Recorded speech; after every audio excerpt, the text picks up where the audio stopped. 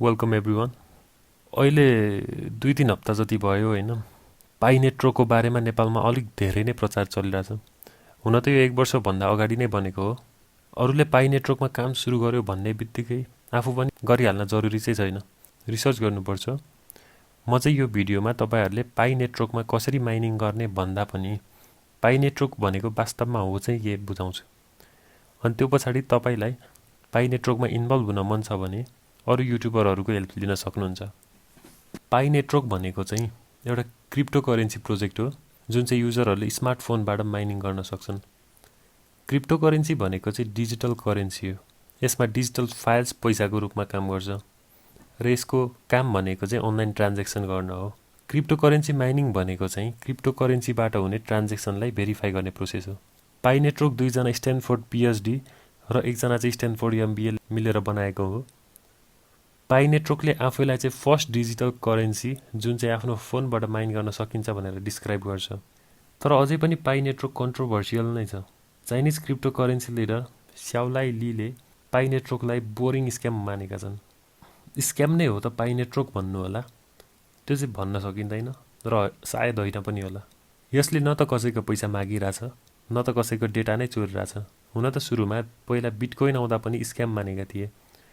2008 मा $0 थियो बिटकोइनको भ्याल्यु र 2020 मा अहिले 1 बिटकोइनको भ्याल्यु $9,269 छ।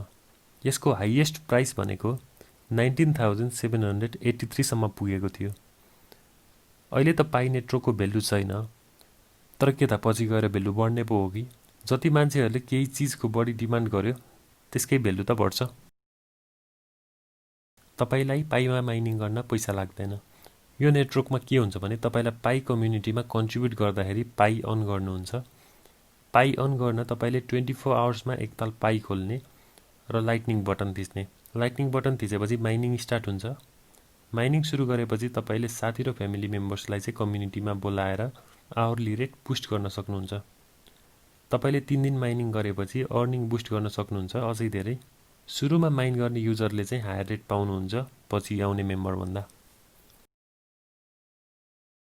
24 घण्टामा एकताल एप खोलेर लाइटनिङ रड बटन थिचेपछि तपाईले एप बन्द गर्न पनि सक्नुहुन्छ। तपाईको डेटा र ब्याट्री चाहिँ युज हुँदैन त्यो पछाडी। अब कतिलाई लाग्ला माइनिङ गरिराख्छ भने त तपाईको डेटा अनि ब्याट्री पनि त युज भइराख्ला भनेर, तर त्यस्तो चाहिँ हुँदैन। डेटा र ब्याट्री उसले युज गर्दैन। सबभन्दा सुरुमा कुनै कुरा चल्न गाह्रो हुन्छ। एकताल चलिसकेपछि मान्छे आफै एट्र्याक्ट हुँदै आउँछन्। अर्लिएस्ट मेम्बर नै हो जसले सबै कुरा चलाउने र फेमस गर्ने, सो तिनीहरूलाई हायर रेट दिएको हो।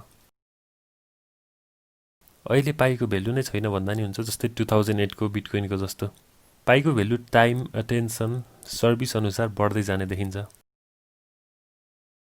अहिले चाहिँ पाइको पैसा झिक्न मिल्दैन। पाइले चाहिँ फेज 3 मा झिक्न मिल्छ भनेर भनेको छ। पाइ नेटवर्कले फेज 1 14 मार्च 2019 द्याट इज पाइ डेमा लन्च गरेको हो। अहिले फेज 1 मा चाहिँ तपाईको ब्यालेन्स रेकर्ड भइराखेको छ। पाइको वर्थ त्यति बेला हुन्छ जब चाहिँ पाइ होल्डरले सामानहरु पाइ मार्केट प्लेसमा गएर किन्छन् र जब चाहिँ पाइलाई फ्ल्याट करेन्सीसँग साट्न थाल्छन्। अब तपाईले एउटा अकाउन्टको माइनिङ चाहिँ एउटै डिभाइसबाट मात्र गर्न मिल्ने रहेछ र तपाईको फोन नै क्रिप्टोकरेन्सी वालेटको रूपमा काम गरिरहेको हुन्छ। पाइ नेटवर्कले तपाईलाई रातारात धनी बनाउने चाहिँ होइन। यसको लागि एकदमै पेशेन्स चाहिन्छ। यदि पाइ डेभलपर्सको प्लान अनुसार गए लगभग 1.5-2 वर्षसम्म जतिमा चाहिँ हल्का वर्थफुल हुने देखिन्छ। म तपाईलाई पाइ माइनिङमा लाग्नुस् नलाग्नुस् चाहिँ भन्दिन, केही सजेसन दिन्न। आफै विचार गर्नुहोस्, हल्का रिसर्च गर्नुहोस्। अब गर्दा नि बिग्रिने चाहिँ केही नै हैन। अब दिनको 30 सेकेन्ड जति खोलेर लाइटनिङ रड बटन थिच्ने हो। काम भनेको त्यति नै हो। यो भिडियो चाहिँ तपाईले पक्कै पनि हेल्पफुल पाउनु भयो होला। यदि भिडियो मन परेमा सब्स्क्राइब गर्नुस्। पाइ नेटवर्कको नयाँ कुनै इन्फर्मेसन मैले पाए भने अर्को नयाँ भिडियो बनाउँछु।